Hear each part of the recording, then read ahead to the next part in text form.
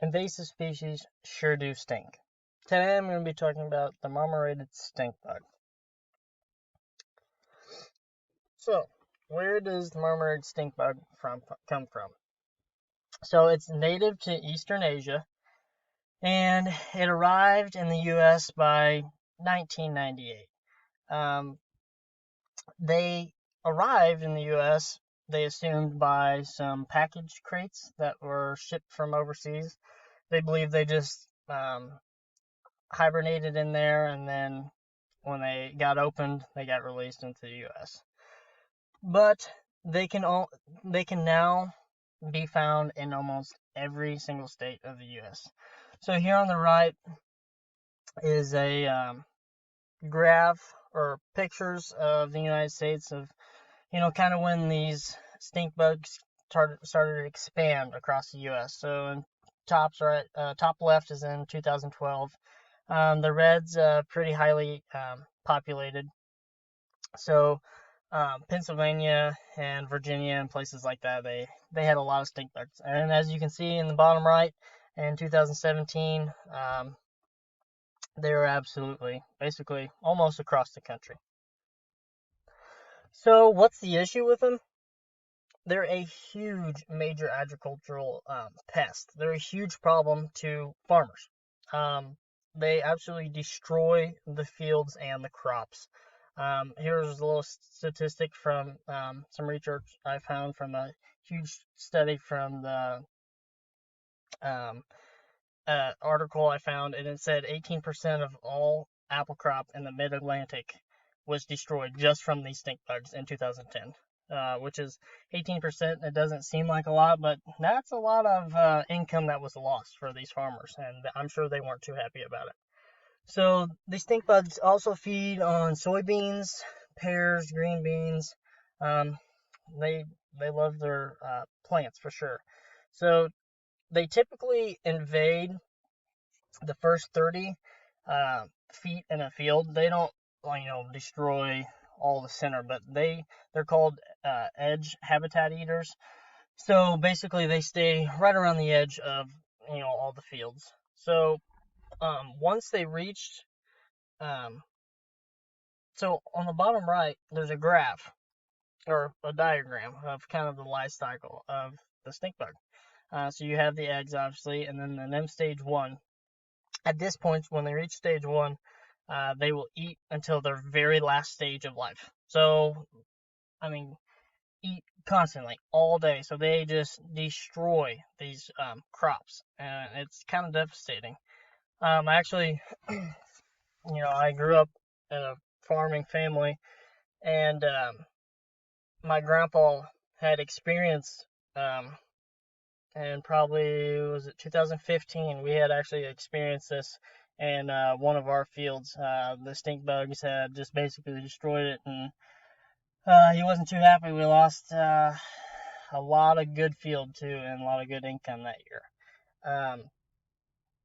So what's devastating is these things lay 460 eggs in a lifetime. So they reproduce a lot per bug, that's for sure. So I found this case study on,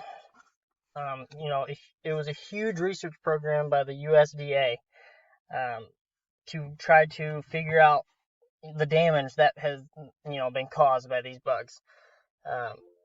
So they interviewed tons of farmers and found that 87% of the interviewers were impacted by the stink bug.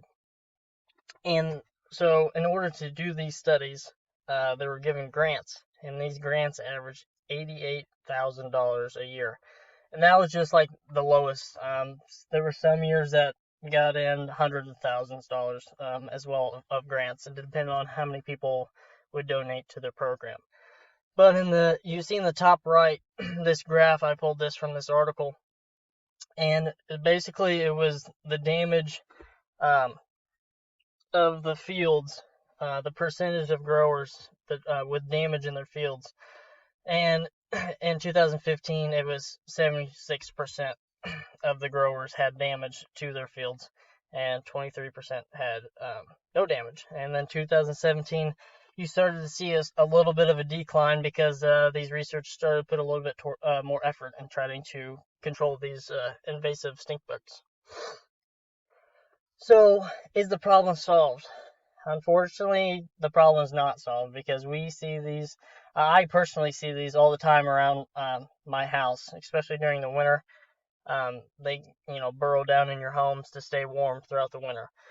But we're still working on removal options. How we talked in class about conflicts and heated scenarios of how do we control these. It's not the fact that people like them, but it's the way, the ideas they give to get rid of the bugs.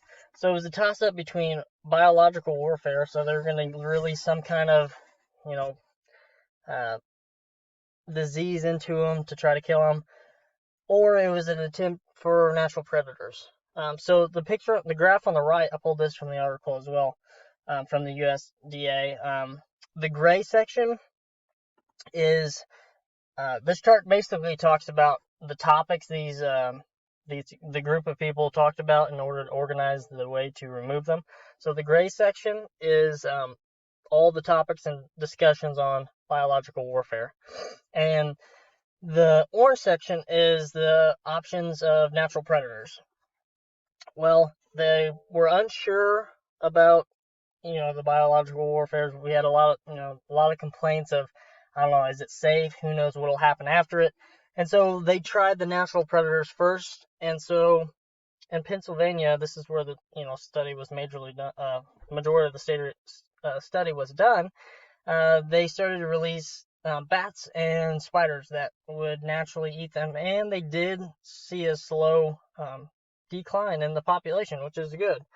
To this day, we're still, we're trying to find a pesticide that would specifically kill them. That's the problem. We have too many pesticides that will harm other insects, which would affect them too. Like, it would get rid of the stink bugs, but there's occurring problems with other insects, so it's not a good deal.